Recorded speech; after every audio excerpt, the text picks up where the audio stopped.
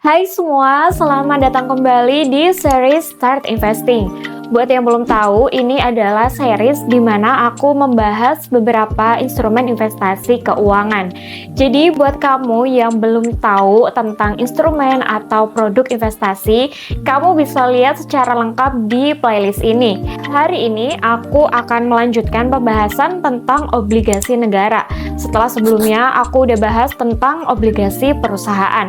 Nah, jadi apa itu obligasi negara? Obligasi negara adalah surat utang yang diterbitkan oleh negara atau pemerintah.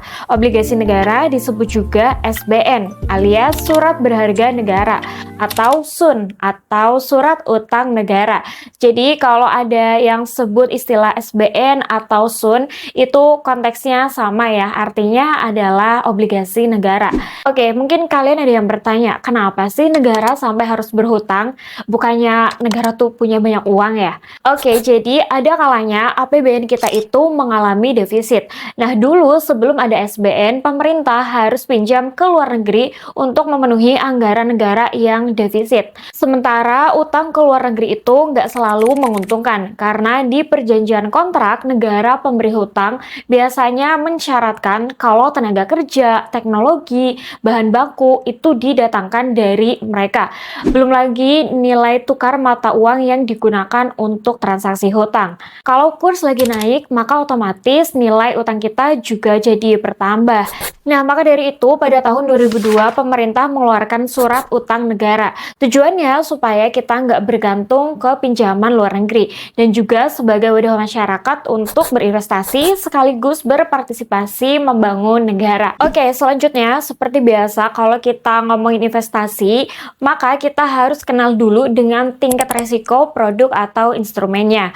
Obligasi negara atau SBN punya resiko yang rendah dan aman karena penjaminnya adalah negara. Tapi ingat, dalam investasi nggak ada yang pasti 100%. Walaupun SBN ini dijamin negara, peluang gagal bayarnya tetap ada. Potensi resikonya bisa dari krisis ekonomi, perang, atau gejolak politik. Tapi untuk negara Indonesia sendiri, dari tahun 2002 sampai sekarang, alhamdulillah masih dan semoga seterusnya bisa membayar obligasinya dengan tepat waktu. Selanjutnya, aku akan langsung kenalin sama jenis-jenis SBN yang diterbitkan oleh pemerintah. Aku udah recap di tabel biar kalian bisa lebih jelas ngelihat letak perbedaannya di mana.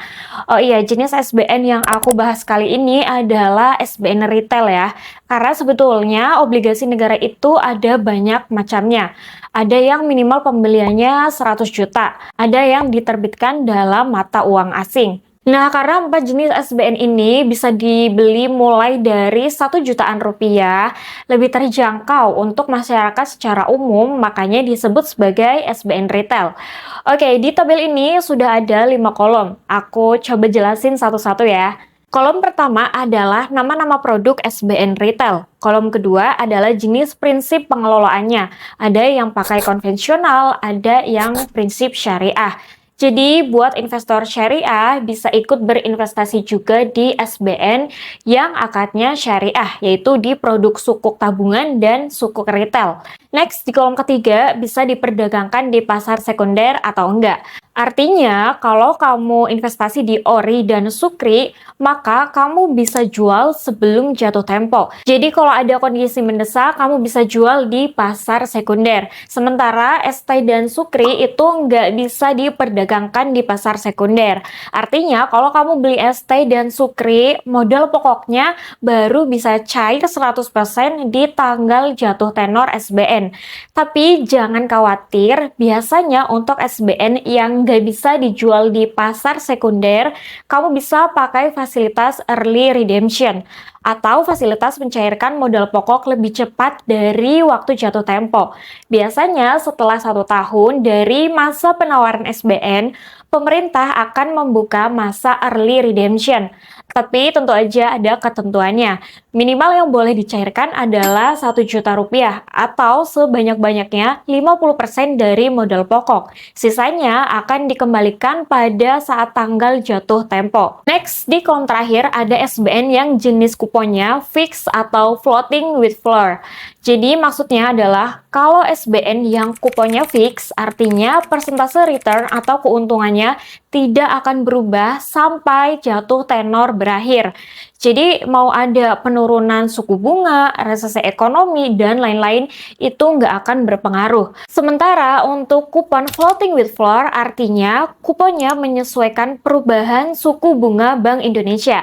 Contoh misalnya ada penawaran SBN seri ST07 memberikan kupon 6% floating with floor. Artinya di tanggal pembayaran kupon pertama kita dapat keuntungannya 6%. Nah, per 3 bulan selanjutnya kupon kita akan diupdate lagi sesuai suku bunga terbaru. Kalau suku bunga BI naik, maka persentase kupon kita naik. Tapi kalau BI rate turun, kupon kita nggak ikut turun. Kuponnya akan tetap di angka 6% sama seperti penawaran awal. Jadi keempat produk SBN ini memang didesain untuk memenuhi kebutuhan investor yang beda-beda ya. Kamu jangan bingung, pilih aja sesuai dengan profil resiko dan minat investasi masing-masing. Setelah kita udah tahu karakteristik dari keempat SBN ini, selanjutnya aku mau ajak kalian cara menghitung kupon atau imbal hasil SBN. Supaya lebih jelas, aku ambil contoh data dari salah satu platform yang menjual surat berharga negara. Jadi ini adalah SBN jenisnya sukuk retail seri SR017 menawarkan kupon fix 5,9% per tahun dengan tenor 3 tahun. Berarti kalau kita investasi let's say 10 juta gitu. Berarti 10 juta kali 5,9% sama dengan 590.000. Tapi ini masih keuntungan kotor. Kita harus kalikan dengan pajak SBN sebesar 10%, baru ketemu keuntungan bersih sebesar 531.000 per tahun.